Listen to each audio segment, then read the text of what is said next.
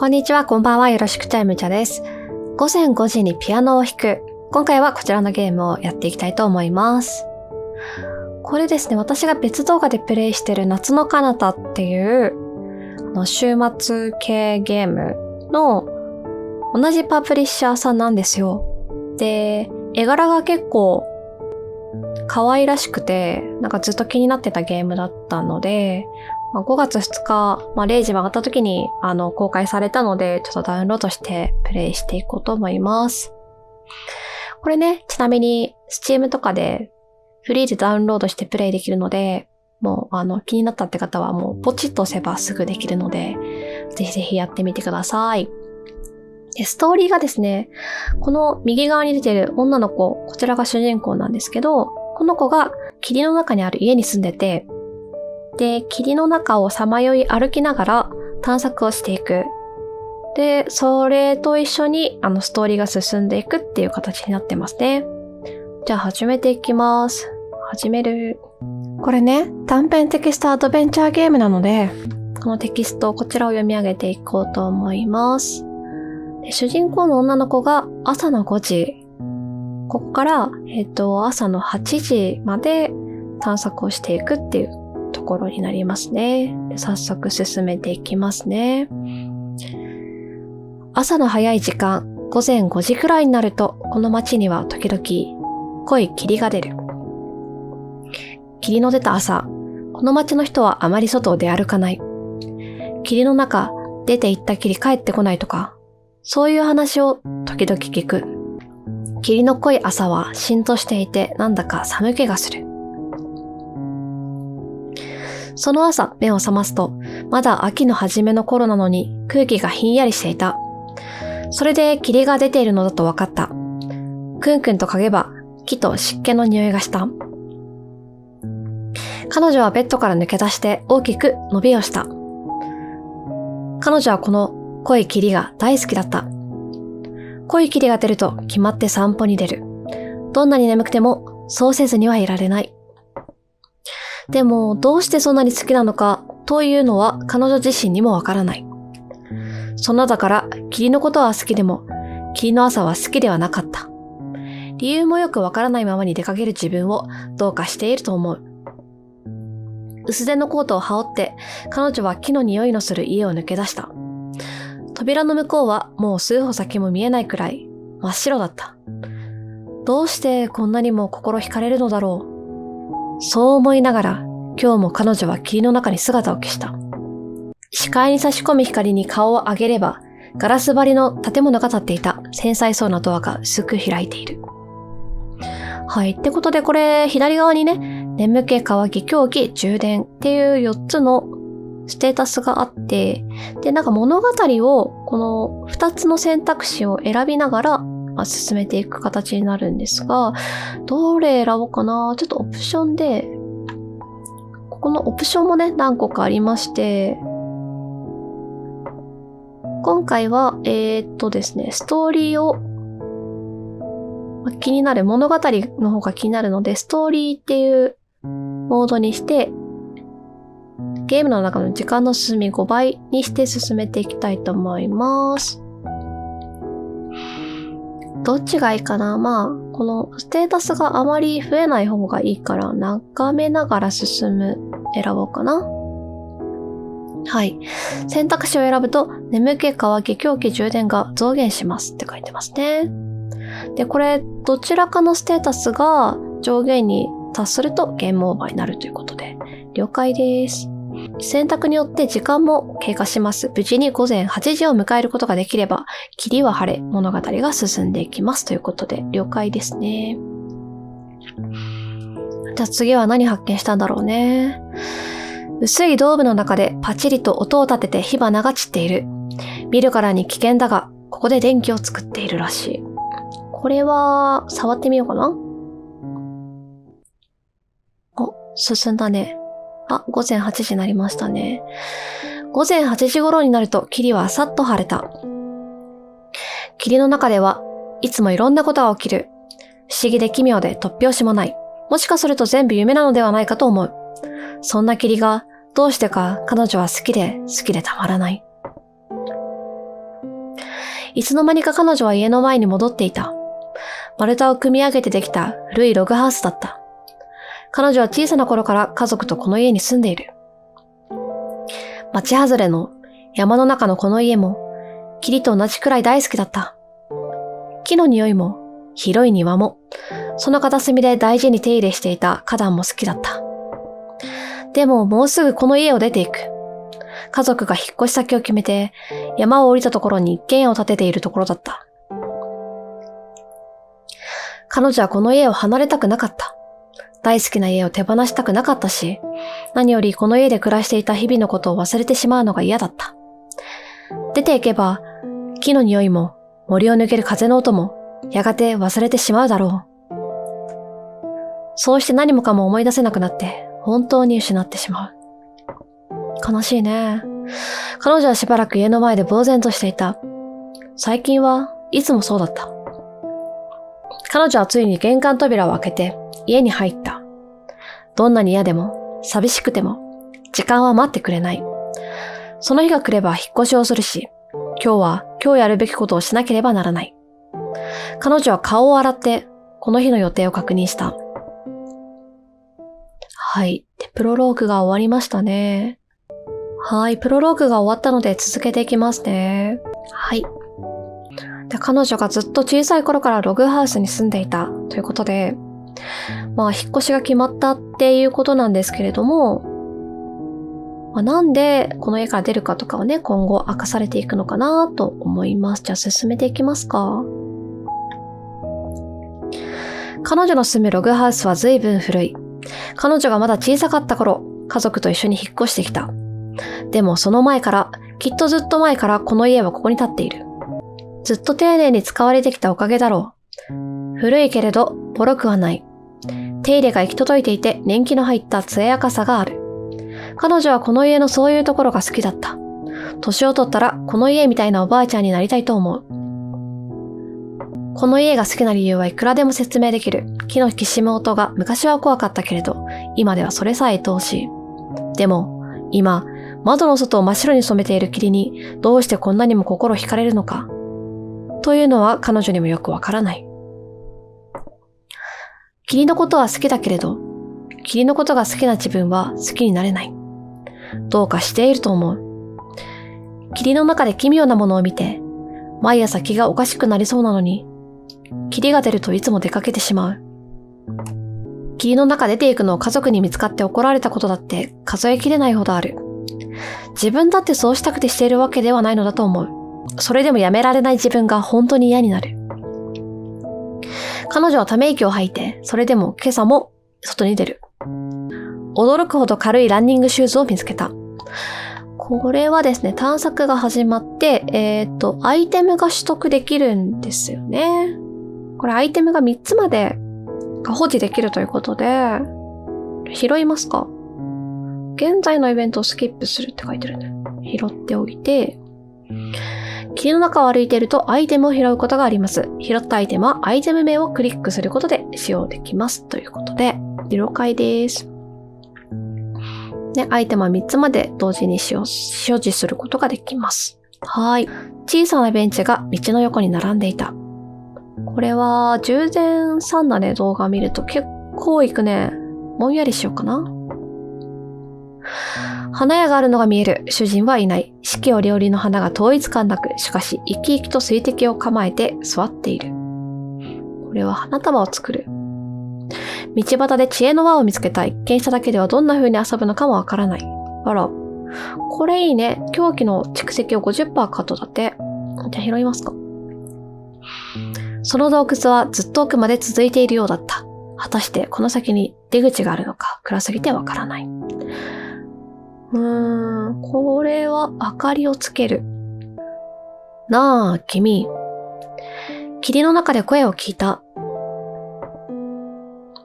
彼女が振り返ると、壮年の男性が困り顔で突っ立っていた。彼は、そういったきり、彼女が振り向いたことが信じられないみたいに呆然としていた。彼女も彼女で、霧の中で声をかけられたのは初めてだった。今までにこんなことはなかった。驚いて、どんな風に話せばいいのかわからなかった。このお互いの姿以外に何も見えないくらいの霧の中で、一体何を言えばいいのだろう。どこかで会ったことあります？なんとなく口から出たのはそんな言葉だった。彼は大げさなくらい首を振った。いや、ないはずだ。ないはずなんだが。彼はうつむきがちに右手の甲で自分の額を撫でた。なんと言ったらいいか思い出せないんだ。何も。彼は困って他にどうしようもなくて微笑んだ。その情けない顔を見て、でも、どうしてか彼女は笑ってしまった。不思議なことだけれど、初めて会ったような気はしなかった。はい、エピソード1が終わりましたね。霧の中を歩いていたら、ある男性に出会いましたね。いや、こんな、朝早くというかもうね、もう夜が明けてすぐの薄暗い朝に霧の中でおじさんがいるってなかなか怖いですけどね。どんな人なんだろうね。記憶もないって言ってるから何か訳ありな気がするけど、果たしてどうなんでしょうか。じゃあ続けていきますか。あの日霧の中で会った男性は何も自分の名前さえ覚えていないと言った。何を聞いても彼はわからないと言うばかりだった。どこに住んでいるのか、なぜ霧の中を歩いているのか。気がついた時には霧の中にいて、それが思い出せる最初の記憶だと言った。その中で彼女のことを見つけたのだと。彼女にはどうすることもできなかった。彼も霧の中に立ち現れる建物や生き物の一つなのかもしれないと思う。霧の中では不思議なことがたくさん起きる。もしそうだとしたら彼は人ではない。でもこんなに生き生きとした人らしい人を他に見たことはない。その日、霧が晴れるのと一緒に彼も姿を消した。やっぱり彼は霧の中の住民なのかもしれない。彼女はそう思って気にしないことにした。そして今日もまた眠い目をこすりながら彼女は仕方なく早朝の霧に足を踏み入れる。熱風が吹きつける。蒸発する空気、霧の奥で太陽が目を向いているのが見える。これは、日陰に入ろうかな。どこからともなくシャボン玉が吹き込んでくる。不思議と甘い香りがした。食べる。食べれるシャボン玉ってあるけどね。今もあるのかな。でもこれ普通のシャボン玉っぽいので触ってみるだけにしようかな。小さなベンチが道の横に並んでいた。これは動画を見ようかな。あ、さっき現れた男性だね。やあ、また会ったね。もうすぐ霧が晴れる頃だろう。そんな時間になって彼はまた彼女の前に姿を見せた。先日と同じ背格好だったけれど、前よりも落ち着いていた。この前は突然いなくなってしまった。君こそ何者なんだい？私は別に散歩してるだけで。彼女は少しだけ自分のことを話した。この町の山の中に住んでいること、霧の朝はよく散歩をしていること、それから霧の朝が大好きなこと。好き？この霧が？少し先も見えなくて不気味なくらいだが、と彼は首をかしげた。自分でもどうしてなのかわからないし、どうかしてると思う。でもずっと昔から好きで、こうやって朝散歩に行くのをやめられなくて。本当どうかしてる。ふむ、もしかしたらよく似た何かと混同しているのかもしれないね。彼は言う。白いものが好きとか。白いもの、別に好きでも嫌いでもないかな。まあ、例えだけれど、そういう自分でも気づいていない何かがあるのかもしれない。それは今ではなくて、過去のことという場合もある。過去のこと、思い当たるところはない。でも今までそんな風に考えたことがなかった。彼の朗々とした言葉は心地よかった。何もかもが不明瞭で曖昧になってしまう霧の中だからか、余計にそう感じるのかもしれない。彼女はもう少しだけ自分の話をした。これから引っ越してしまうこと、今の家を離れるのが嫌なこと、忘れてしまうのが怖いか。なんとも言い難いな。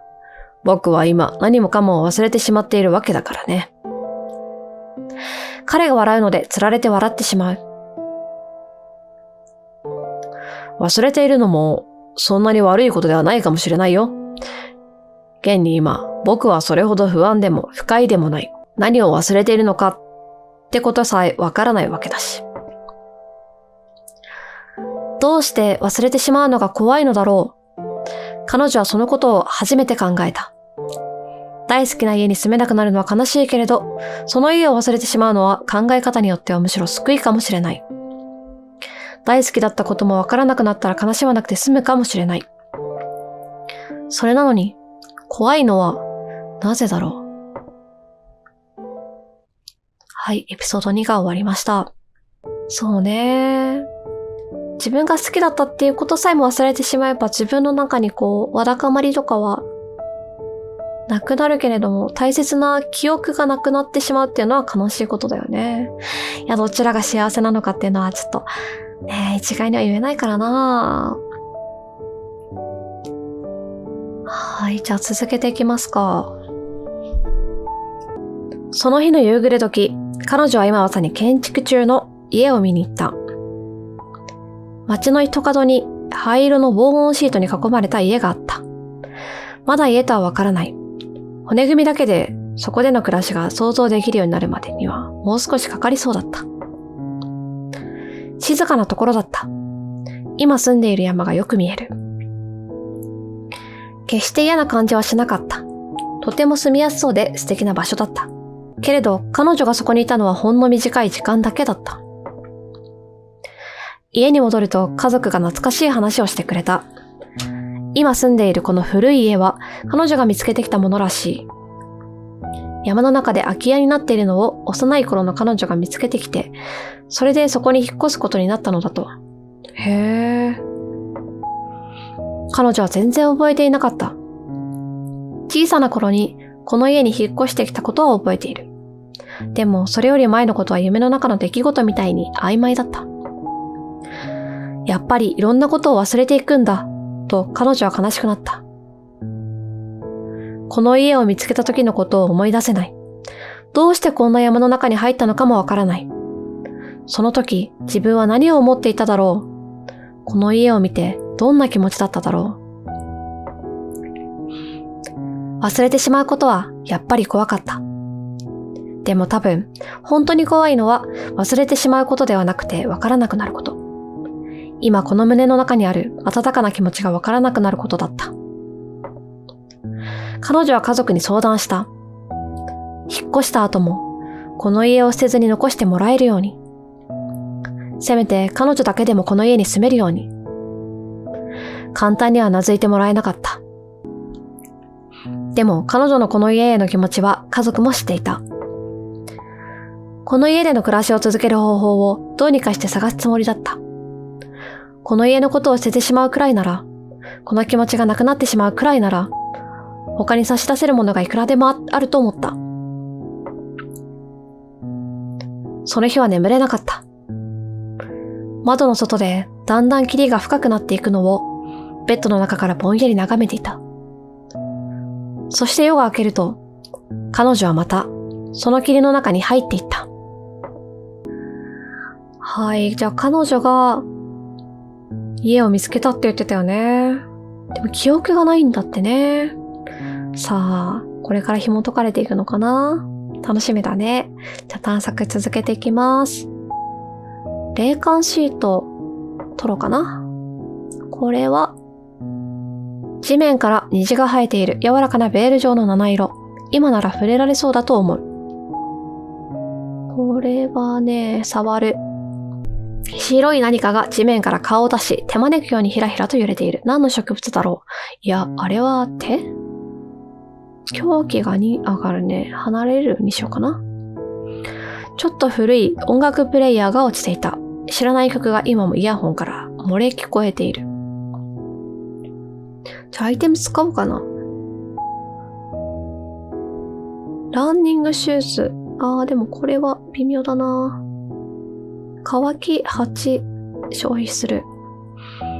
で、音楽プレイヤーを拾うと。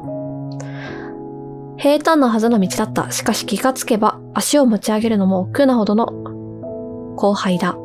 重たい霧が喉元にまとわりつく。それでも進む。どこからか温かみのある香りが漂ってきた。はい、また男性に出会いましたね。この日も彼女は森の中であの男性と出会った。今日は冷えるね。少し歩こう。そう誘われて二人はしばらく霧の中を歩いた。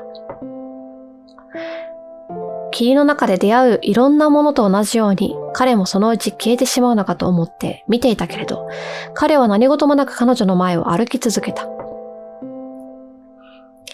やがて何かの影が見えたかと思うと、二人は彼女の住む家の前まで来ていた。なるほど、これはいい家だ。君が離れたがらないのもわかる。彼は見上げていった。紅茶は好き？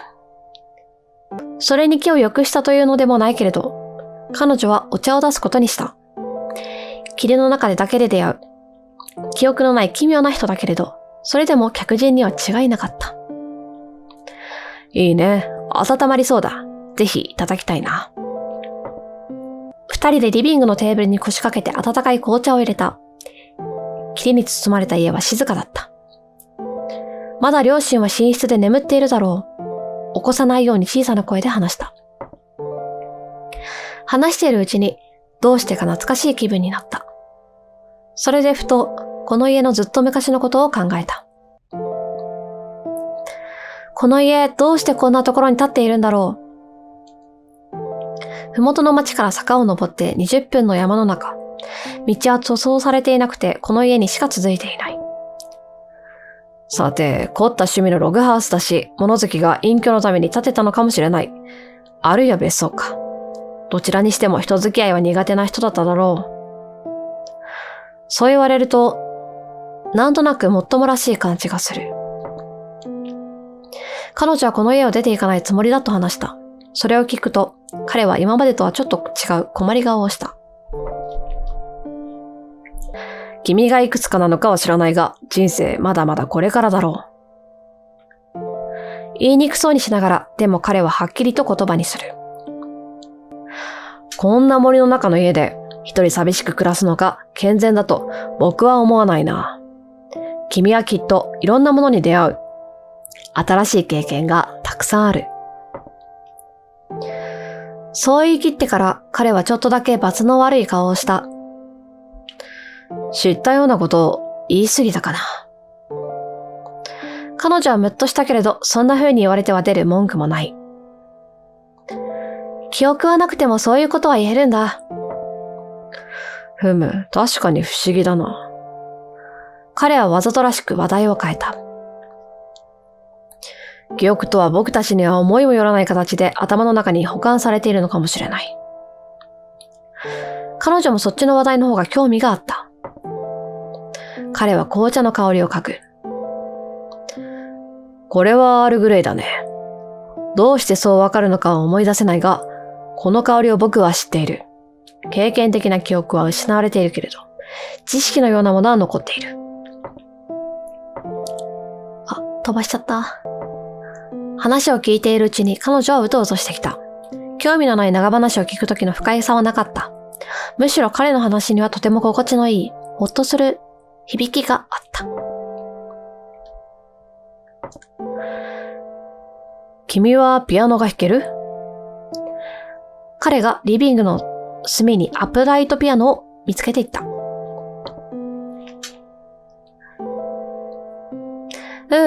私も家族も誰も弾けない。ということは、これは前の家主が置いていったものかな？そうかも。ずっと前からあって深く考えたことはなかったけど。彼が立ち上がって鍵盤ベタを開けた。いくつかのキーを鳴らす。静かで優しい音がする。誰も弾かないのに手入れされているね。そう、弾けないけど、家族が気に入ってて。時々調律とかお願いしてる。試してみてもいいかな。彼がもういくつか音を鳴らした。どうぞ、と彼女は答えた。ピアノを弾いたという記憶はないが。椅子に深く腰掛けて、彼が両手を鍵盤に置いた。次の瞬間、外の霧みたいに静かで、穏やかな音色が溢れ出した。彼の指は滑らかに滑り、優しくキーを叩いた。家族が寝ていることにも気を使って、つつましやかな音だったけれど、それでも十分に鮮やかだった。不思議だね。思い出せることは何もないのに、指が次に弾くべき音を知っている。彼は小さくつぶやいて、それから黙った。彼女は静かに聞き入っていた。奇妙なくらい居心地が良かった。ピアノの音が鳴っているリビングは初めてのはずなのに、どうしてかずっと昔からこの情景を知っているような気がした。優しい音色に包まれて、彼女はいつの間にかテーブルに伏せて眠ってしまった。はい、エピソード3が終わりましたね。記憶喪失の男性。元はピアノマンだったのかな？ピアノが弾けるということで、はい、エピソード3終わりましたね。この主人公の女性と、記憶をなくした霧の中で出会った男性っていうのが、どこかで交差するのかな？過去に何かありそうだよね。はい、これからそれが紐解いていくのかなと思います。続けていきますか。その日、彼女はリビングのあのピアノに向かっていた。あの時のことは夢だったのかもしれないと思う。でも彼が弾いた曲を今でも覚えている。彼のピアノが忘れられなくて、あるいは忘れたくなくて、彼女は自分で鍵盤を叩いてみた。ピアノを弾いたことはない。ピアノのいいところは、それでも一応の音が鳴るところだと思う。彼が弾いたような優しい音色にはならないけれど、同じ高さの音は出る。思い出しながら弾こうとしたけれど、やっぱりうまくいかない。他の楽器の経験もないので、頭の中で覚えているあの曲の、あの一瞬にいくつの音が鳴っていたのかだって正確にわからない。1時間ほど試して彼女は記憶を頼りに弾くのは諦めた。楽譜があればもう少しやりようがあるかもしれない。そう思って調べてみた。でも曲名がわからない。鼻歌から楽曲を検索できるサービスを使ってみたけれど、何もヒットしなかった。動画サイトでピアノの名曲を片っ端から聴いたりもした。無数の曲にまみれて自分の記憶の中の音色を忘れてしまいそうになるだけだった。そうこうしているうちに彼女は眠りに落ちた。目が覚めると、その日もまた濃い霧が出ていた。彼に会えるかもしれないと思うと、霧の朝も悪くない。彼女は初めて霧の日が好きな自分をちょっとだけ好きになれた。はい、じゃあ探索進めていきますかね。湿布は眠気をマイナス4してくれるということで、ランニングシューズ使ってみたいね。これどうなるんだろう。飛ばせましたね。甘い香りをたどった先に一本の木が生えていた。なってる実はどうやらチョコレートらしい。あら、チョコレートが木になってるのはおかしいよね。食べるだと凶器が4も植えちゃうから、眺めるにします。写真が1枚落ちている誰かの落とし物だろうか。覗き込むと目の冴えるほど美しい星空が映っていた。ここはじゃあ手に取って眺めましょう。大きな桜が枝垂れている。写真を撮る。ちょうどいい木陰を見つけた。一眠りしてもいいかもしれない。これはアラームをかけるにしようかな。また男性来ましたね。曲名は、いや、思い出せない。その日も霧の中で彼と出会った。メロディーは覚えているし、弾くことはできるが、曲名となると何も思い出せない。記憶がないから思い出せないというよりも、もしかしたら記憶を失う前から覚えていなかったのかもしれない。そんな感じがする。そっか。彼女はがっかりした。それを見て彼は困り顔になる。けれどすぐに微笑んで、いやー、そうだな。曲名は思い出せないが、手ほどきならできるかもしれない。それってピアノ教えてくれるってこと？そうとも、嫌でなければ。自分が彼みたいに弾けるようになるとは思えなかった。でも、弾きたいと思った。やってみる。ピアノが弾きたいわけではないのだと彼女は思う。彼の弾いたあのピアノが好きだった。あの曲がというわけでも、あのピアノの音がというわけでもなく、あのリビングで、あの優しさで奏でられる音に惹かれるものがあった。その感覚は、霧の朝が好きな気持ちと少し似ていた。どうしてかわからないのに、不思議と心惹かれる。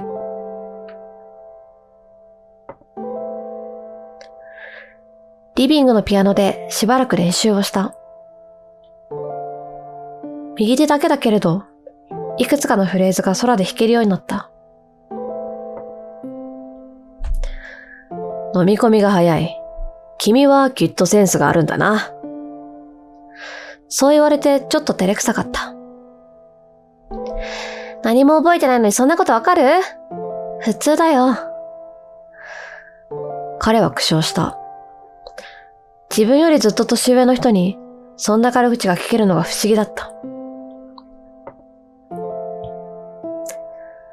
もうしばらく練習して、そのうちに朝が来た。彼女はまた、いつの間にか疲れて眠ってしまっていた。はい、エピソード4が終わりましたね。はい。あの男性は霧の中で出会ったけど、本当に実在する人なのかは気になるよね。だってさ、もう本当に朝の5時とかで、この霧の中で現れて、この女の子しか会ってないからね、家族とも会ってないし、いきなり消えたりね、記憶がないとかって言ったりするのも、なんか幽霊っぽいよね。どうなんだろうね。気になりますね。じゃあ続けますか。あれから気が向いた時にピアノの前に座るようになった。教えてもらったフレーズを何度も練習した。少しずつ指が滑らかに動くようになるのが楽しかった。引っ越しの時に手放してしまおうかと思っていたけれど、弾くなら持っていこう、と家族が言ってくれた。しばらく霧の出ない日が続いた。それまでの彼女にとってはいいことだった。霧が出なければ、霧に心惹かれる自分の奇妙な気持ちと向き合わずに済む。でも今はもどかしい。早く彼に続きを教えてもらいたい。覚えているメロディーは大体弾けるようになってしまって、別の曲でも試してみようかという気持ちになった。彼女は書斎の棚の中に楽譜がいくつかあったのを思い出した。めったに入らないその部屋の、まず見ることのない隅っこの方に、薄い本がいくつか収められていた。この家に引っ越してきた時に、家族がピアノを弾いてみようと思って試しに買ったものか、あるいは元々の家の持ち主が置いていったものか。ひどく年季の入った本が混じっているので、きっと両方だろうと思った。新しそうな方から初心者向けと背表紙にあるものを一冊抜き取った。その時、本棚に挟まっていた紙が何枚か宙を舞って落ちた。彼女は紙を集めて拾い上げた。それも楽譜だった。製本されたものではなくて、一枚一枚がバラバラだった。その上随分古い。さらによく見れば、その楽譜は手書きだった。印刷された五線譜の上に、ボールペンか何かで音符が一つ一つ書かれていた。彼女はそれを見て、片手に持っていた本を取り落とした。これを見たことがある。と彼女は思った。記憶を思い出すのとは違った。いつどこで見たのかわからない。でもこれを知っている。この楽譜を何度も見たことがある。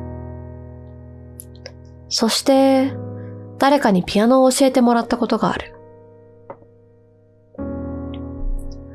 その日、彼女は一日中手書きの楽譜のことを考えていた。でも結局他に思い出せることはなかった。翌朝、久しぶりに濃い霧が出た。真っ赤なリンゴが落ちていた。ツルツルでちょっと磨くと宝石みたいに輝く。拾いますね。道の真ん中に大きなゼンマイがある。回していったら一体何が起きるのだろう。これは回しますか？分厚い本を拾った。食器の歴史について書いてあるらしい。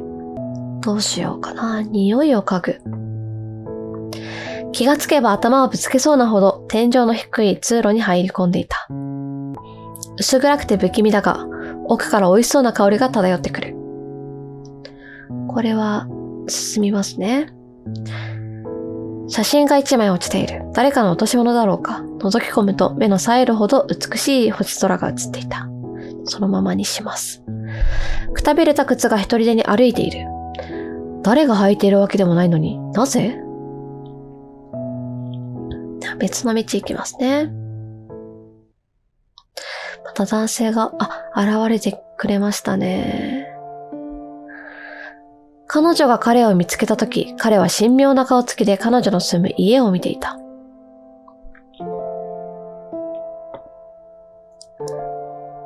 君は僕に会ったことがある？彼は振り返ることなく通った。彼女はうまく返事ができなかった。何か思い出した？彼は首を振った。いや、相変わらず自分が誰なのか、どこから来たのか、わからない。彼が振り向いた。その瞳は不安に揺れていた。最初に出会った時と同じだった。でも僕は君を知っている気がする。もどかしかった。あの楽譜を見てから彼女も何かを忘れているような気がしている。胸の内に引っかかるものがある。でもまだそれをうまく拾い上げることができない。もう一つきっかけが足りない。ねえ、またピアノを教えてくれない？彼女はそう言うと、彼はまた家の方を見合った。そうだね。こうしていても仕方がないか。今朝も冷える。お邪魔させてもらおうかな。彼はそう言って玄関扉に手をかけた。それもあるし、それにピアノを弾いたら何か思い出せる気がする。ああ、なるほど。鍵のかかっていない扉を彼が開けた。そこで彼女はその後何が起きるのかを思い出した。重い扉のきしむ音がする。暖房の効いた暖かい風が漏れ出す。その風に乗って木の匂いと出来たての紅茶のいい香りがやってくる。そんな感覚が彼女の中に蘇った。それを知っていると彼女は思った。この構図だった。彼女は家を見ている。家とその扉を開ける彼の背中を見ている。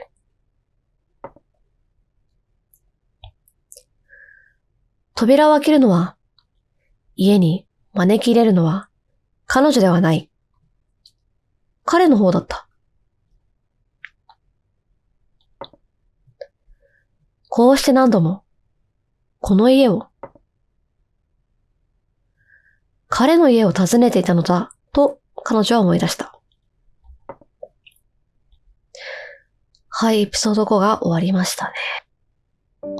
今は、この主人公の女性と家族が住んでいるログハウスが、霧の中で出会った男性の家だったっていうことを彼女が思い出したっていうことですね。どういうことなんだろう。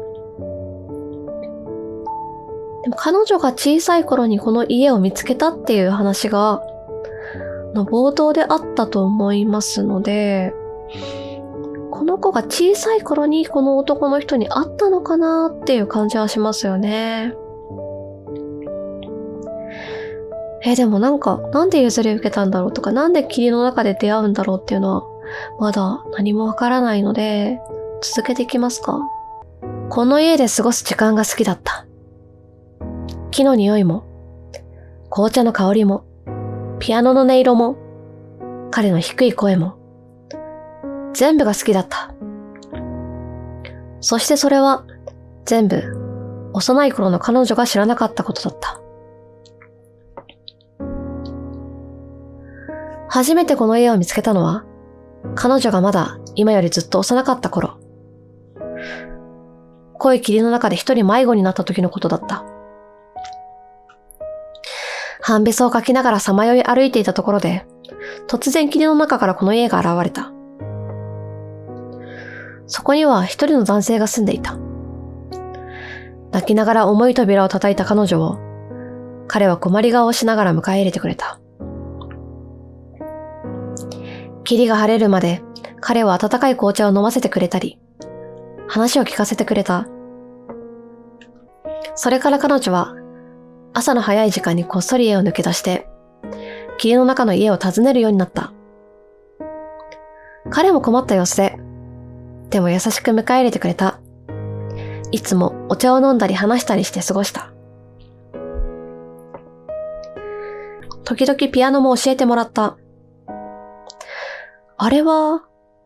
あの曲は彼が書いた曲だった。曲名はまだついていなかった。この家で過ごす時間が、彼と一緒の時間が、幼い彼女は大好きになった。濃い霧の出た朝は、決まって彼の家を訪ねた。だから、彼女はこの霧が好きになった。そして最後に彼と会った日、彼は彼女にこの家を譲ると言った。彼は姿を消して、それきりこの家だけが残された。目を覚ますと、窓の外は濃い霧で真っ白だった。彼女は思い出した。幼い日のこと。この家を初めて見つけた日のこと。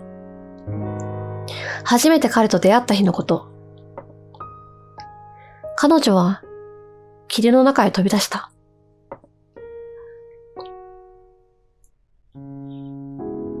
探索が始まりましたね。ふわふわの枕が置いてある。なんとなく自分の頭に合いそうな気がする。眠気をマイナス8してくれるということで、これは放っておいて大丈夫かな。雨粒がつむじに落ちてくる。さらさらと降り注ぐ小雨。土の匂いが心地いい。じゃあこちらで。トンネルがずっと奥まで続いている。向こうの光は少しも見えない。走り抜けますか。お菓子のタブレットを見つけた。家具と目も覚める香りがする。これも放っておくでいいかな。どこからか軽やかなスチールパンの音色が聞こえてくる。一体どこから聞こえてくるのだろう。これは音の出所を探しますか。木の枝に小鳥が止まっている。鮮やかな青色の羽が綺麗だった。写真を撮る。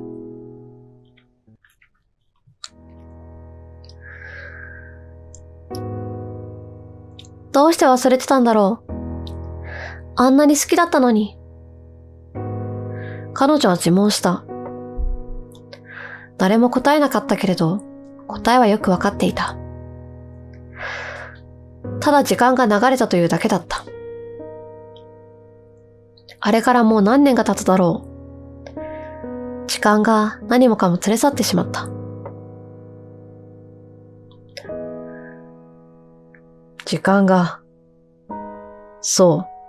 経った。彼が自分に言い聞かせるように嘆いた。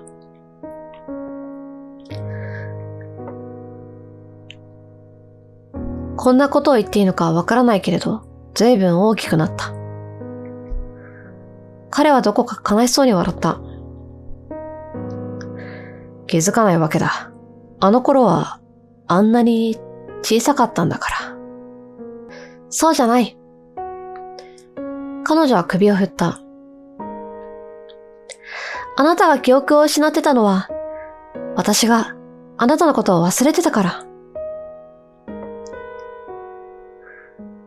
そこは霧の中だった。真っ白で何も見えない。けれど霧にも影は映る。彼は彼女が初めて会った時と全く同じ姿をしていた。彼は彼女の影が一人の男性の姿に見えているだけだった。そうだな。彼も認めた。彼はここにいるけれど、きっとここにはいない。どうして忘れちゃうんだろう。忘れたくないってその時も思ってたはずなのに。なんで、やっぱり全ては忘れられてしまうのだろうと彼女は思った。あんなに楽しかった時間さえ忘れてしまっていた。本当に大好きだったのに。引っ越したらきっとこの家のことも忘れる。あなたのこともまた思い出せなくなって。そしたら今度はもう二度と思い出せないかもしれない。きっと今もまだ思い出せてないことがたくさんあるだろうと思った。もし思い出しても、この気持ちはもうわからなくなってるかもしれない。もう二度と思い出せないことが、すでにいくつもあるのだろうと思った。忘れてしまったことは、忘れたことにも気づかない。でも今、そのほんの一つを思い出した。そのせいで、失ってしまったものの多さを感じた。この手からこぼれ落ちてしまったものは、きっともう二度と戻ってこない。いつか、すべて失うのだと彼女は悟った。忘れたくないのに、こんなに大事に思ってるのに、それでも、いつか全部忘れちゃうんだ。彼女はもう自分がどんな顔をしているのかわからなかった。この家のことも、ピアノのことも、あなたのことも、私、忘れたくない。忘れてしまうことは、泣きたいくらい怖くて、悲しかった。はい、エピソード6、終わりましたね。やっぱり小さい頃に会ってた、みたいなことが分かって、彼女がなんで霧が好きなのか分かってきたね。小さい頃のおぼろげな記憶が、霧と共にあった温かい記憶が自分の心の片隅に残ってて、それが記憶としては自分の中で自覚して思い出せてはいなかったけれども、この風景とか描写がね、その楽しかった思い出とリンクしていたから、なぜか惹かれる。なぜか霧の濃い深い霧、白い霧に惹かれてしまうっていうことだったね。なんかあの男性は、でも本当に実在しているとしたら、なぜ霧の中で今、同じ姿で現れるのだろうかっていう疑問はまだ出てるよね。さて、謎が解けるのか、続けていきますか。でも、今、君は思い出してくれた。それで十分じゃないか。彼は困り顔で言った。全然十分じゃない。今でも思い出せないことがたくさんある。あなたの名前だって。きっと昔は知っていただろう。でもどうしても思い出せない。あの頃彼のことをどんな風に呼んでいただろう。彼からどんな話を聞いたのだろう。ねえ、あなたは、本当は、今どこにいる？彼女が問うても、彼は目を伏せるだけだった。君もわかっているだろう。僕に聞いても意味はないよ。その通りだった。彼は彼女の記憶でできている。彼女が知らないことを知っているはずはない。じゃあ、もうずっと忘れたままなんだ。彼女は途方に暮れた。二度と思い出すことはない。その確信があった。彼が話していてくれた言葉も、入れてくれた紅茶の味も、初めてあの時を聞いた時の気持ちも、あったはずなのに、失われてしまった。そしてまた、それと同じことがこれから起きる。引っ越しをしていろんなことを思い出せなくなる。今度はこの家のことまで忘れてしまう。それだけではないだろう。まだまだ続く人生の中で、彼女は何度も同じ体験をする。これから何度も、彼女は大好きだったものを失い続ける。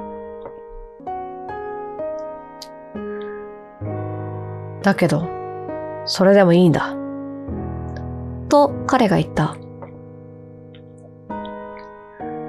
忘れてしまっていたけれど、君は思い出した。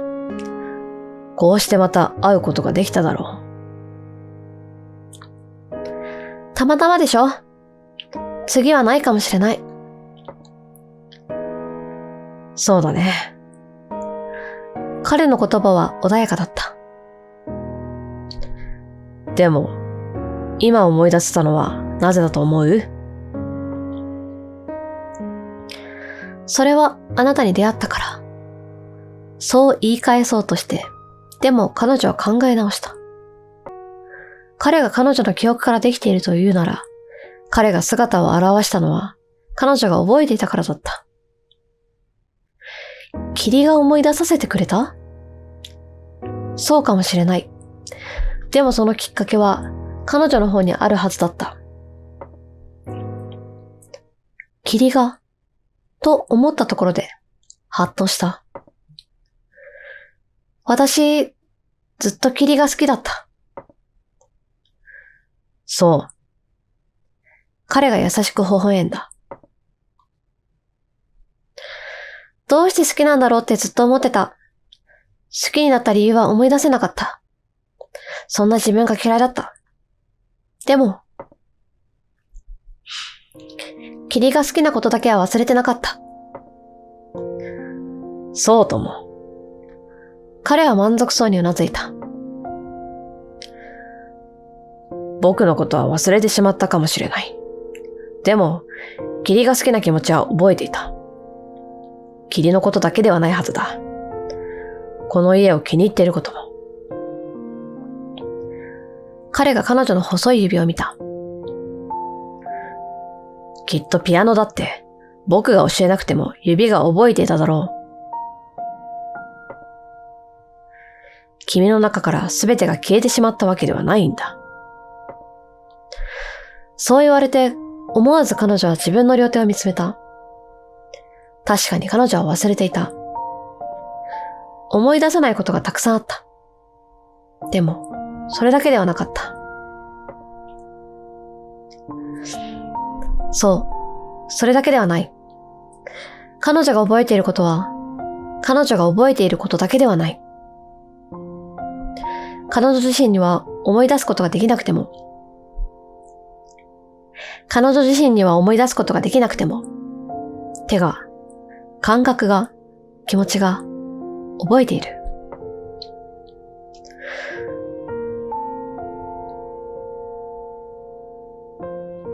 この家から引っ越しても、この家を忘れてしまっても。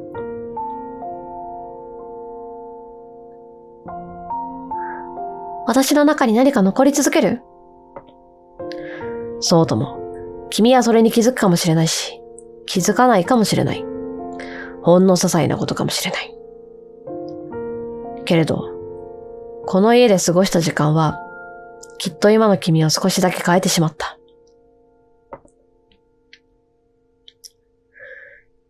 霧のことが好きで、なぜ好きなのか思い出せずに悩んだかもしれない。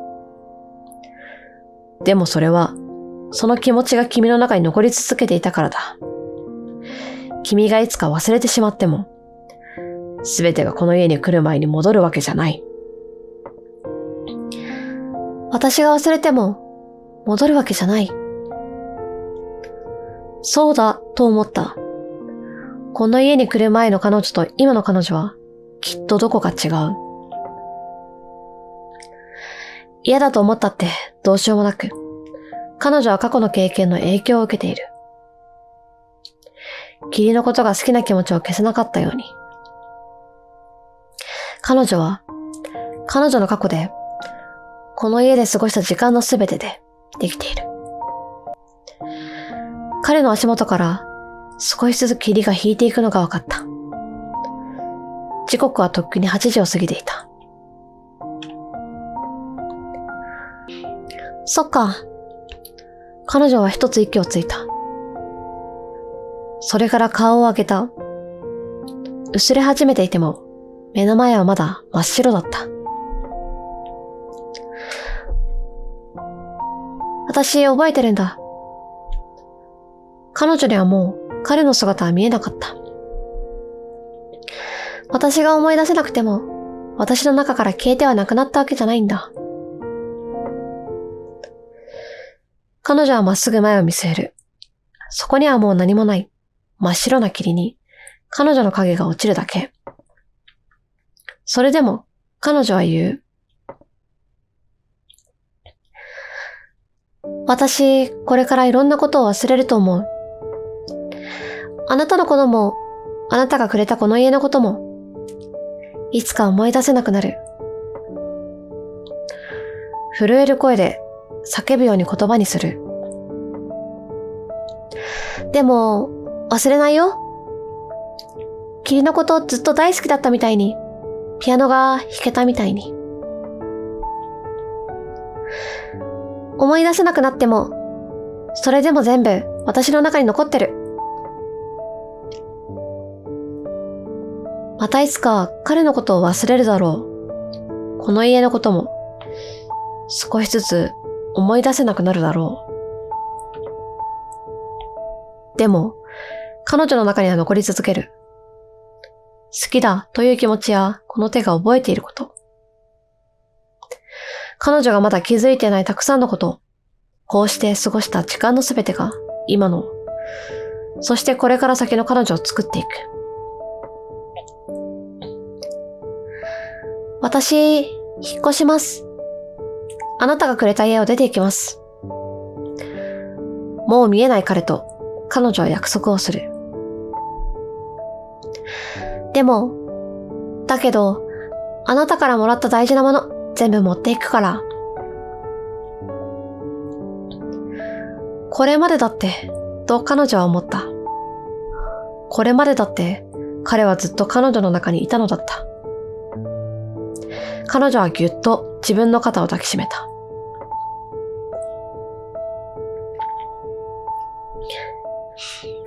今までずっと一緒にいてくれてありがとう。目の前の霧はもう晴れていた。晴れてしまって彼女はやっとこの霧のことを素直に好きだと思えた。去ってしまうことが寂しくて愛おしかった。それでも彼女は笑っていられた。消えてしまうのではないと分かっているから。やがて朝が来る。新しい日が始まる。朝露に濡れた森は日差しを受けて輝いて見えた。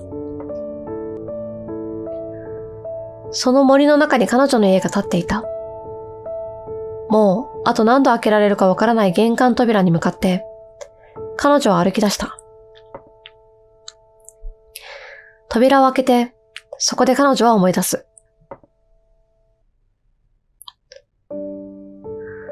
もう姿の見えない彼に向けて話した言葉を彼女はずっと前から知っていた。忘れてしまってもいい。全部君の中に残り続ける。それはずっと昔、この家を去る前、彼が最後に残してくれた言葉だったのだと、彼女は思い出した。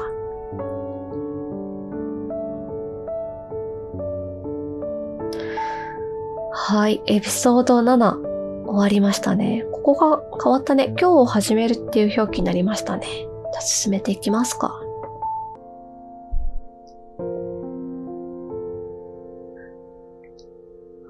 これはクレジットだね。エピソード7までで、こちらのゲーム終わりになります。まだね、この後にエンディングがあるので、そちらをちょっと見ていきたいと思います。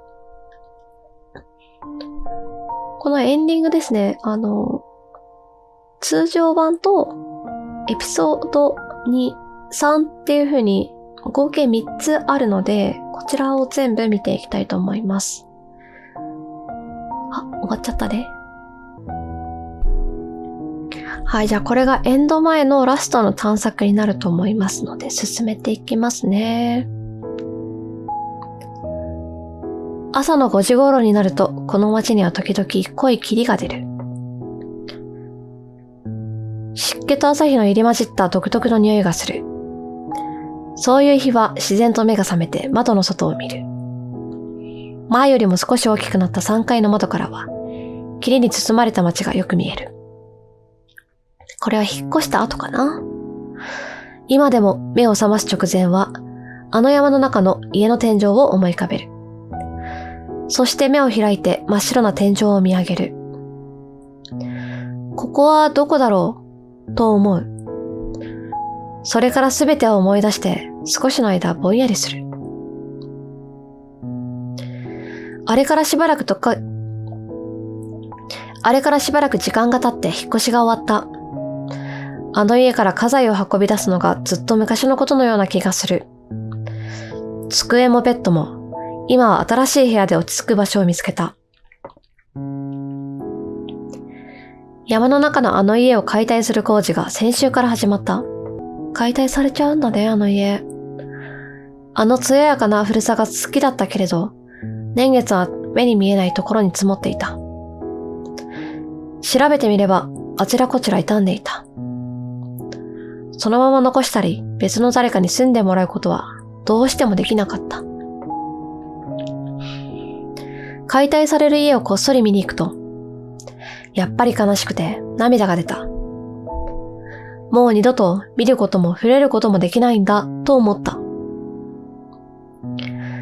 力が入らなくなって、その日は日が暮れるまで足場で囲まれた家を見ていた。あれから霧の中へ出かけることは少しだけ減った。朝目が覚めて、霧を見てどうしても出かけなければならないと思うことはなくなった。きっと理由が分かったせいだろうと彼女は思う。霧が好きな理由を思い出して、受け入れることができた。霧のことは今も好きだけれど、焦がれるような気持ちは落ち着いた。恋が終わって愛に変わったんだろう。そんな誰かの声を聞いた気がした。聞き慣れた懐かしい声。なんだか恥ずかしくなって、彼女はベッドから飛び降りて、階段を下った。あのピアノは今、新しい家の広いリビングに置かれている。彼女に釣られて家族も少しずつ触ってみたり、練習をするようになった。あのピアノは今、新しい家の広いリビングに置かれている。彼女につられて家族も少しずつ触ってみたり練習するようになった。新しい家の前より広くて暖かいリビングによくピアノの音色が響いている。リビングの戸を開けてピアノの前に座る。手書きの楽譜が立てかけられている。書斎から持ち出した彼が書いた楽譜。この曲はもう全部そらんじてしまった。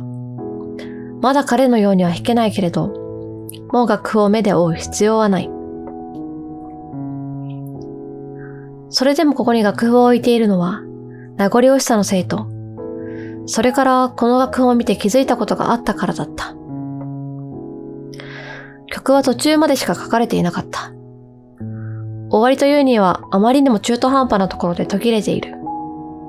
楽譜通りに弾いてみて、あともう一つ、二つ展開するはずなんだと思った。彼女は鍵盤に手を置いて、楽譜の通り最初から弾き始めた。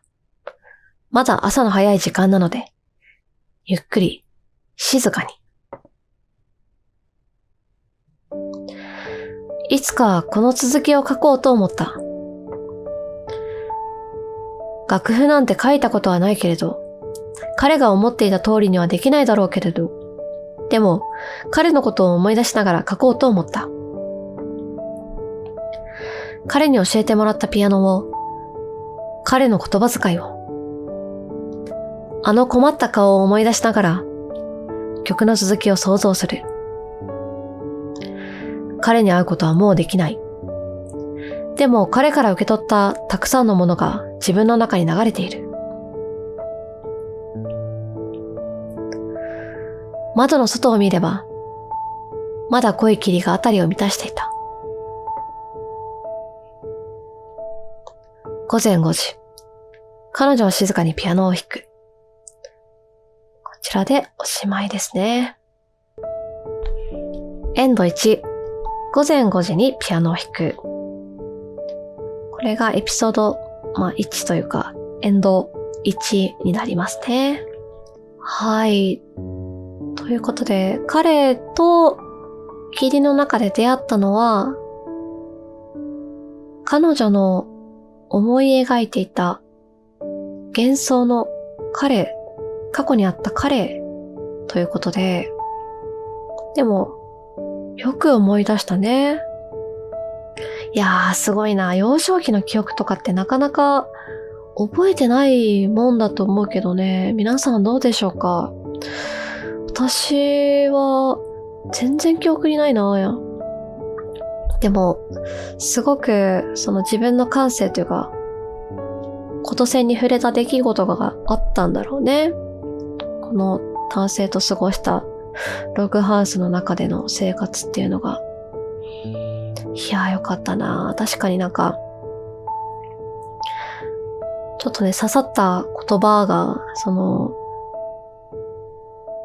僕のことを覚えてなくても、あなたはここで過ごしたことを覚えているみたいなニュアンスのことを話されてて、いや、確かにそうだよなーって思いましたね。なんか、記憶とかって、なかなか、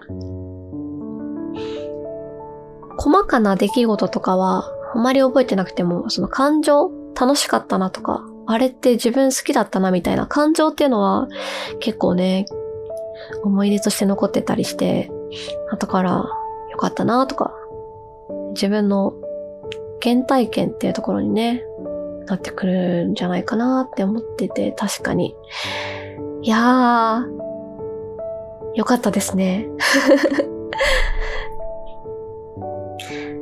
じゃあ、ギャラリーのことエンディングが、この1が終わりましたね。で、2と3、こちらも、出したので、見ていきたいと思います。この1が最初に見たやつですね。で、これから見るのがエンディング2。で、最後にエンディング3となります。こちらはすべて見ていきましょうか。エンディングを開放するためには、公式のホームページに載っていたんですけれども、探索をしている間に拾えるアイテム。このアイテムがたくさんあるんですね。この1から何個あるんだろう。47までありまして、この1から47のアイテムの中で、いずれかのアイテムを持っていれば、エピソードのエンドが分岐するということで、3つありますということですね。はい。じゃあ、見ていきましょうか。分岐しますので、見ていきますね。彼女はふと霧の中から持ち帰った絵本のことを思い出した。霧の中から物を持ち帰ることは少ない。その絵本に見覚えはなかったけれど、どうしてか気になって手に取っていた。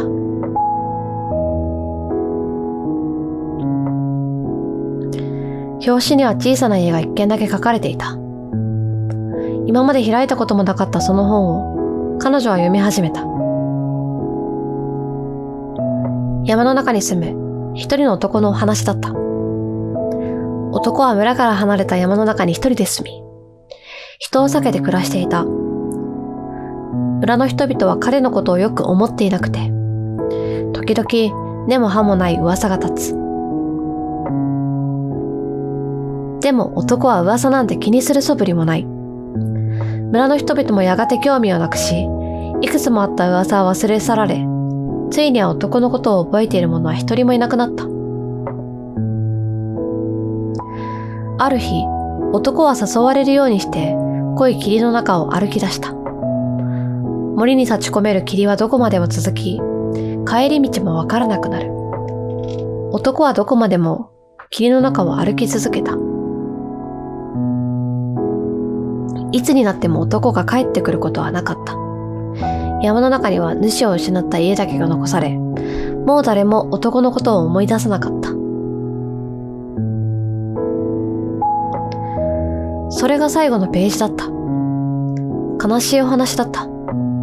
悲しいと思って、でも不思議と心が穏やかになった。悲しみだけではない何かが彼女の中に残った。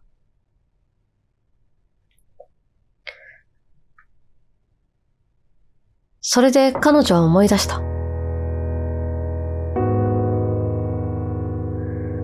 ずっと昔に読んだことがある。その悲しさや穏やかさを彼女は知っていた。子供の頃に読んだ本だった。悲しいお話なのに、どうしてか気に入って何度も何度も読んだ。小さい頃のことだから物語の結末なんて気にしていなかったのかもしれない。ただなんとなく優しい絵や小さな家が好きだっただけかもしれない。どうして忘れていたんだろう。その時、また彼女は思った。あんなに大好きだったのに。何度も何度も読み返したはずなのに。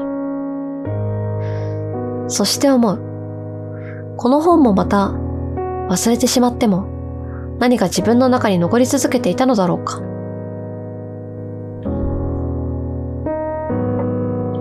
あるいは、あの男性の正体は、この絵本の登場人物だったのではないか。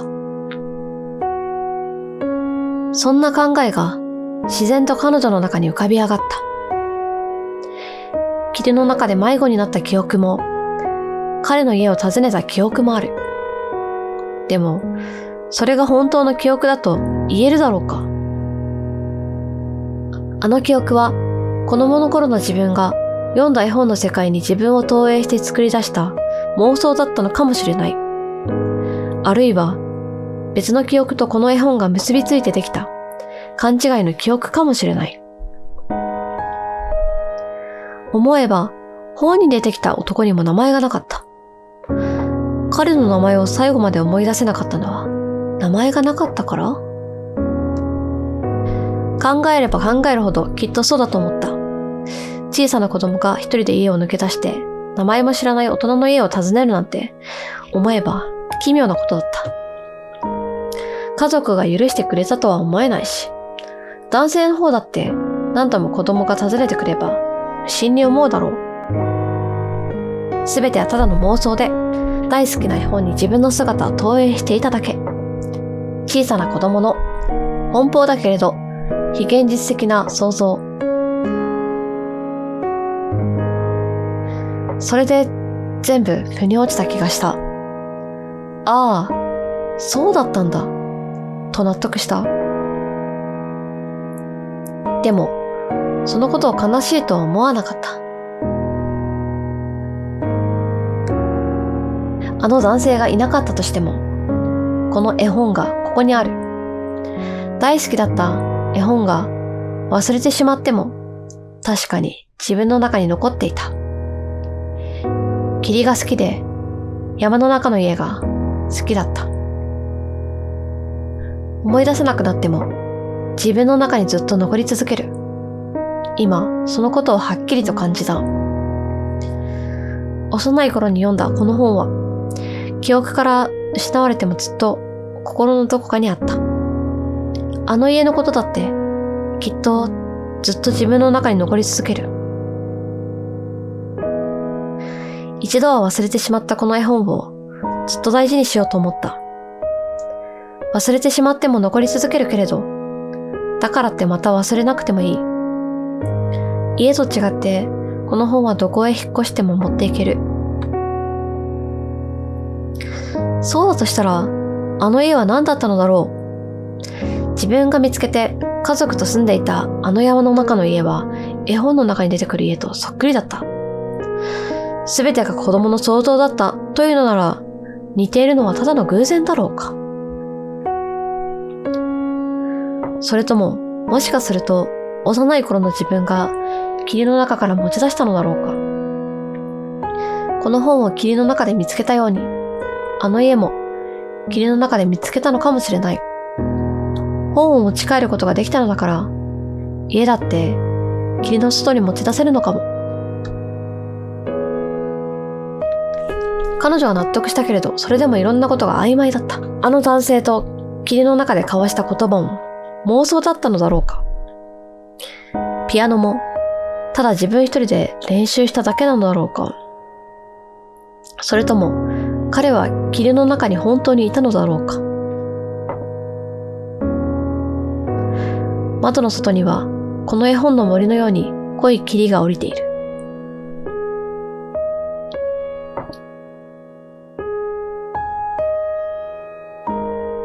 エンド。絵本から溢れた霧。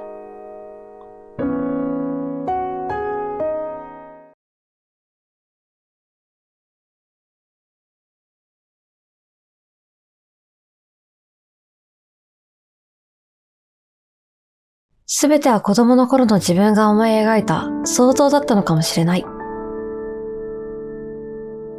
霧の中で見つけた絵本を読んで、彼女は思い出した。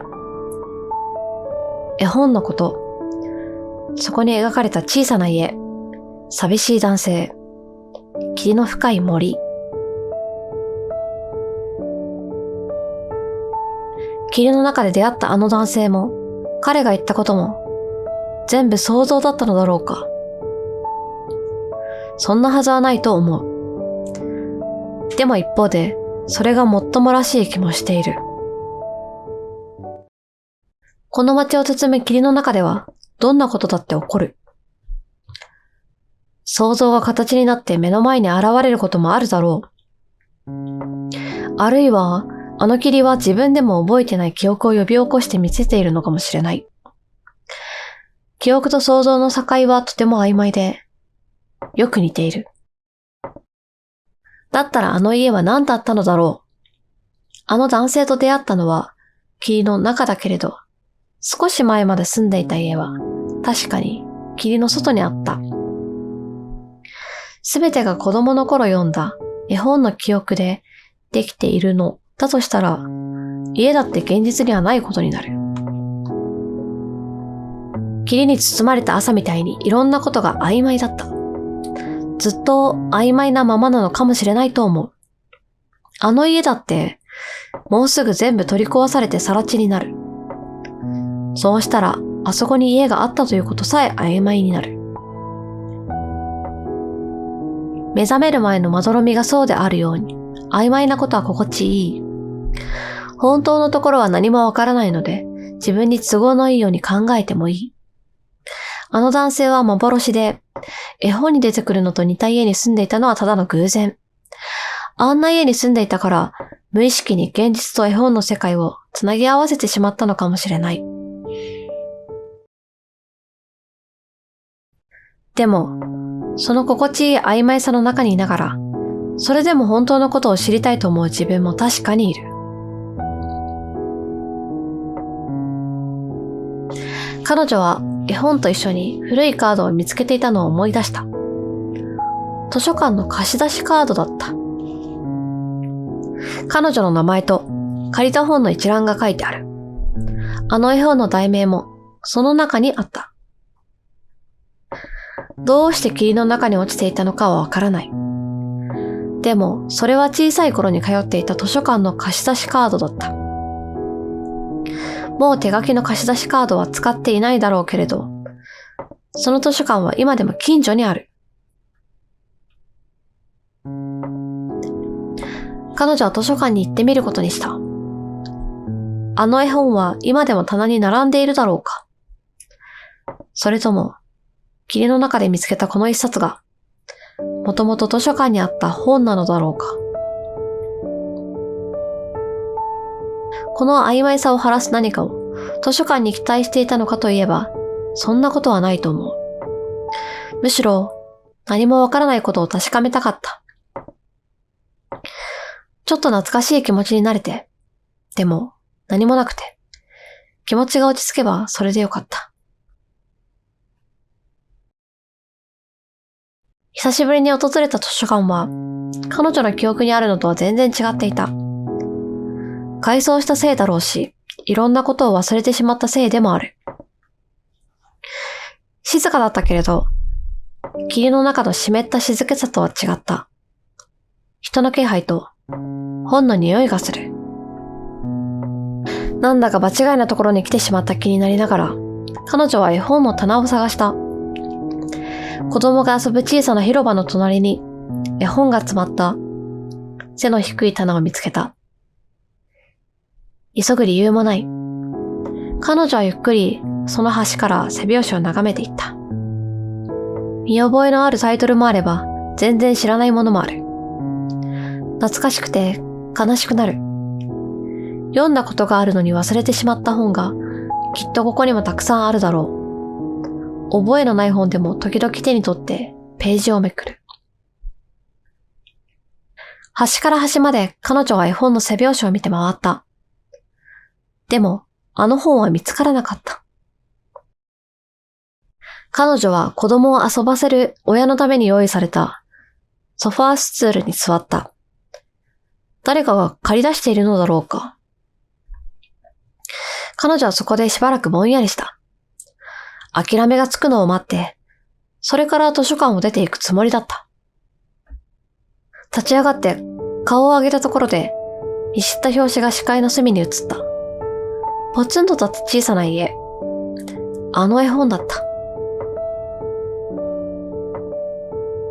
彼女が持っているものよりも少し色あせた表紙がそこにあった。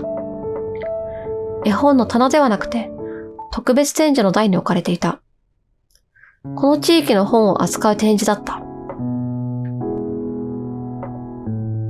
この地域をモデルに描かれた絵本。手書きのポップにそうあった。この本にはモデルがある。でも、ポップからはそれ以上のことは読み取れなかった。いても立ってもいられなくて、彼女は受付をしていた司書に話を聞いた。若い男性の司書は、と短く言った後、少し待ってほしいと伝えて奥に引っ込んだ。何人かと話をするのが聞こえた。しばらくして最初の男性よりもずっと年老いた優しそうな女性が出てきた。彼女は昔話を読み聞かせるように丁寧に話してくれた。あの絵本にはモデルがある。この町の外れの山に小さな家が建っている。モデルになったのはその家と、そこで暮らしていた男性。絵本を描いた作家は彼の友人だった。作家は2年ほど前に亡くなってしまって、モデルになった男性ももうこの町にはいない。たっぷり時間をかけて、彼女はその話を聞いた。彼女が言葉を重ねるたびに、心臓が飛び出しそうなくらいドキドキした。そうして彼女が懐かしそうに絵本の表紙を見つめたまま黙るのを待って、彼女は問うた。その、モデルになった男性って、今は？女性は答えた。ずいぶん前に引っ越ししたと聞いたよ。大きな病気に患わっていたとか。今はどうだろうね。女性の話はそこで終わりだった。彼女はしばらく黙ったまま、その場を動けずにいた。女性は何も言わず待ってくれた。やがて彼女は上の空でお礼を言って、その絵本を借りたいと伝えた。電子管理になった新しい貸し出しカードを持っていなかったので作ってもらった。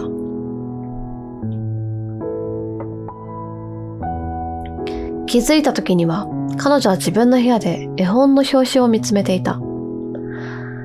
真っ暗闇の底に突き落とされたような気分だった。あの家を忘れたくないと思っていた時の不安や悲しみとは全然違う。いきなり目の前が真っ暗になる感覚だった。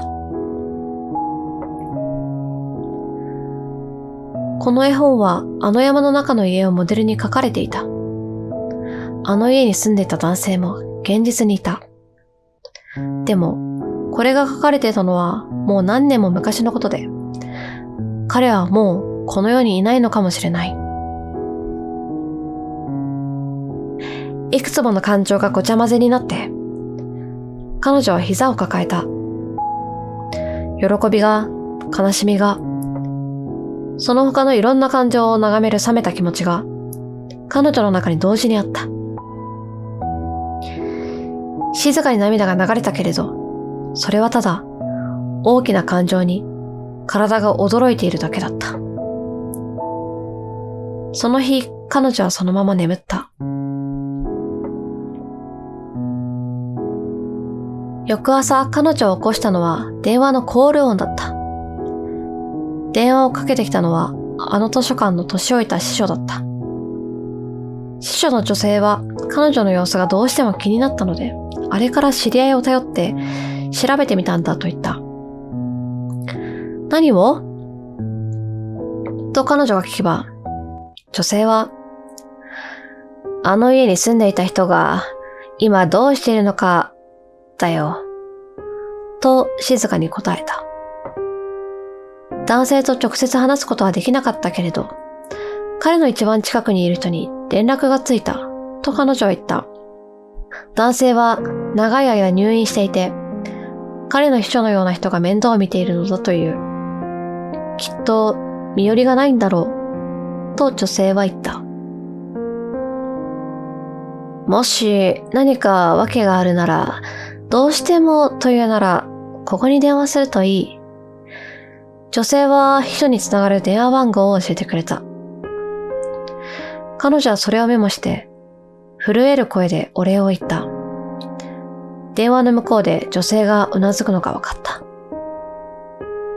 それで電話は切れた。居心地のいい夢ではなかった。現実味がなくて、不確かで、ふわふわしている。あの霧の中を歩いている時みたいに。彼女はしばらく窓の外を眺めていた。今朝は霧のない朗らかな朝だった。朝日を浴びる街を見て、ちょっとでも現実感を取り戻そうとした。でも、ダメだった。彼に会えるかもしれない？そのことがどうしても信じられなかった。彼女は息を飲んで電話をかけた。コール音が何度か繰り返されて、その後誰かが電話に出た。若い男の声に聞こえた。彼女は言葉に詰まりながら何とかいきさつを説明した。男は最初に、私は秘書じゃないですよ、と否定した。ただのあの人の部下です。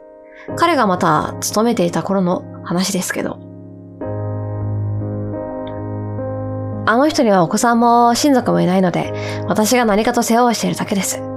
わずかばかりの恩返しに。と彼は続けた。何度もつまずきながら、彼女は彼に会いたいと伝えた。すると彼は電話越しにこう言った。それであなたは？彼女は答えようとしてできなかった。どう言えばいいのかわからなかった。あの男性にとって自分は何なんだろう。霧の中で出会った？信じてもらえるはずがない。そもそもあれをあったと言っていいのかどうかもわからない。あの人から家を譲り受けたものです。出てきたのはそんな言葉だった。間抜けな返事だと自分で思った。それで彼に伝わるはずがなかった。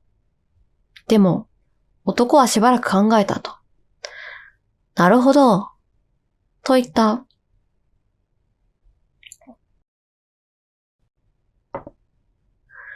それから、あれよあれよという間に、あの男性が入院している病室を訪ねる約束が取り交わされた。彼女はほとんどうなずいているだけだった。明日の午後、隣県の大きな病院に行けば、彼に会わせてくれる、と男は言った。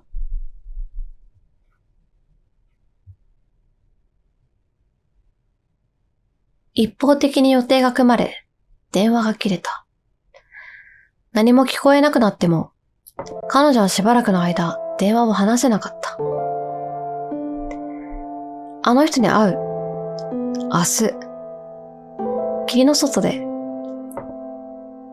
彼女には自分がまだ霧の中にいるとしか思えなかった。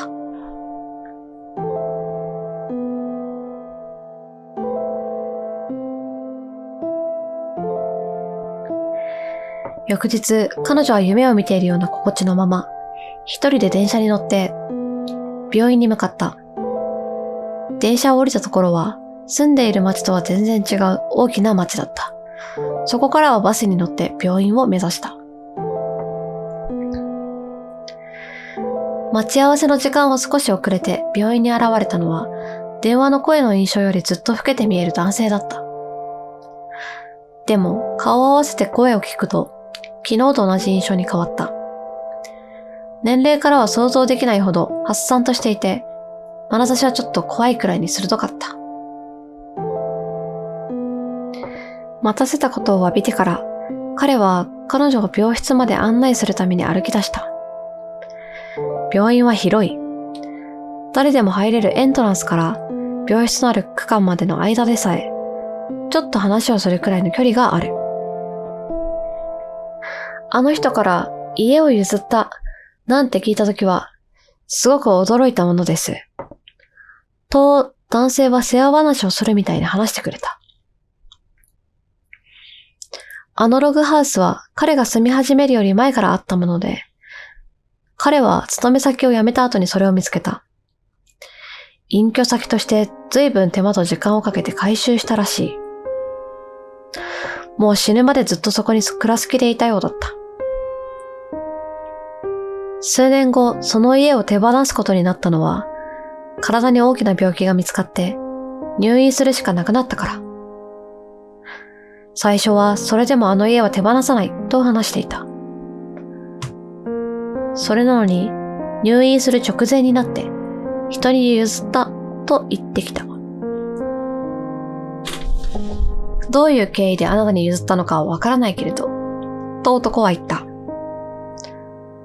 でもその先を彼は問わなかったし、彼女も答えなかった。ここまで来ても彼女には幼い頃の記憶が現実のものだとは信じられなかった。この病院のどこかに彼がいるということもまだ受け入れられなかった。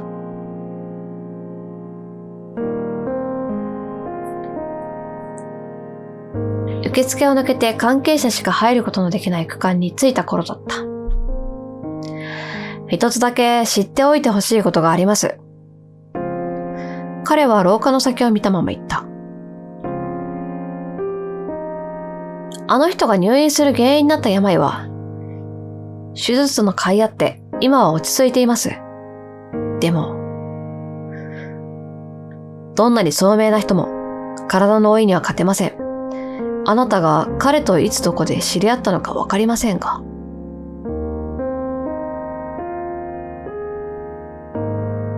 彼はもうあなたを覚えていないかもしれません。彼は歩調を緩めなかった。もう私の顔もわからなくなって、話を聞いてもらわないこともあります。残念でしょうが、彼は何も覚えていないと思っておいた方がショックを受けないで済みます。彼女が彼の言葉を飲み込む前に、二人は病室に着いた。扉の横に書かれた名前に覚えはなかった。男は部屋まで案内してくれたけれど、扉の手前で足を止めた。彼女は扉の前に立った。ノックしようとして上げた手が、しばらく宙をさまよった。この向こうに彼がいる？とても信じられなかった。彼が何も覚えていないかもしれないというのも、全然的外れだった。自分はそもそも本当に彼と会ったことがあるのかどうかさえわからない。現実感はなかったし、気持ちの整理はつきようもなかった。それでも、やがて彼女は扉を叩いた。返事はなかった。横で男が小さくうなずいたので、彼女は扉を開けた。病室は、広く、白く、一番奥に大きな窓があった。窓から街が見えた。知らない街だった。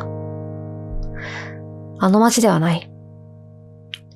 きっと朝早くに霧が出ることもないだろうと思った。窓の手前にベッドがあって、そこに人が寝ていた。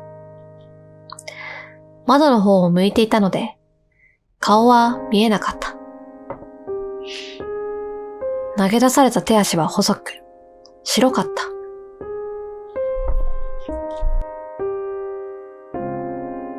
彼女は、はっと息を飲んだ。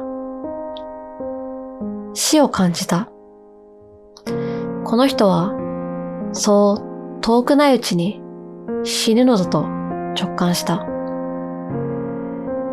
呼吸は静かで、苦しそうではない。苦悶の表情を浮かべているわけでもない。ひどく穏やかだけれど、それなのに怖いくらいに死を感じた。これが死を待つということなのだと思った。不安や恐怖、居心地の悪さ。そしてほんの少しの期待に震えながら彼女は声をかけた。でも、その前に彼が言った。君はピアノが弾けるかい？その時、霧の中の世界と、今立っているこの病室とか、急に地続きになった。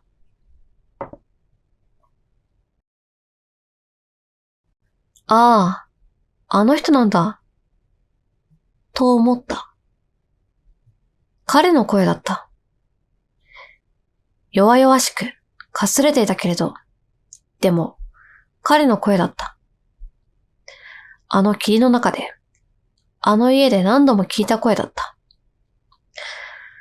幼かった彼女が大人になるくらいの時間が流れた。その分だけ彼は年を取った。それでもすぐにわかった。彼が今目の前にいる。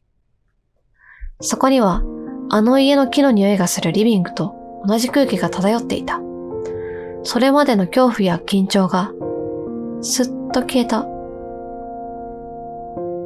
病室の隅に目をやれば、小さなテーブルにキーボードが載せられていた。